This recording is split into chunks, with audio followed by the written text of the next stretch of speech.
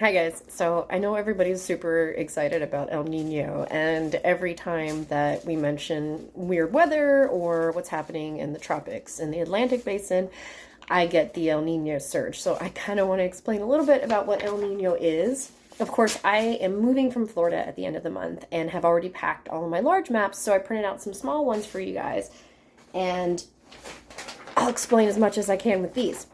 So, El Nino is actually a process that happens in the Pacific Ocean south of the equator. It is a reversal of warm water flow from the direction that we normally see. So, if this is the Pacific, instead of going westward, we will see an eastward upwelling of warm water, which pushes this way, which is where we are.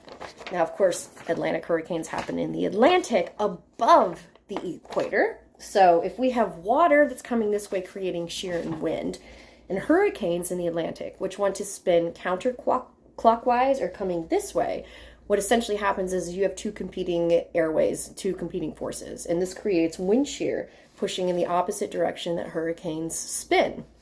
So that typically chops off the clouds at the top of a hurricane, which is why we tend to see fewer storms develop during El Nino years in the Atlantic basin. So every time there's a hurricane in the Atlantic, it's not because of El Nino. If anything, El Nino is a counter to Atlantic hurricane activity. However, sea surface temperatures right now in the Atlantic Ocean are so anomalously high that we are seeing a lot of strange development that is not directly attributed to El Nino. It's not the answer for everything. Yes, it's an oceanic belt. It's a system that impacts other systems across the world and that does change weather. But when we're talking about hurricanes, what we really want to look at are sea surface temperatures and mid to deep ocean temperatures in the Atlantic basin. And right now, in our nice little Atlantic, we have some of the highest sea surface temperatures on record.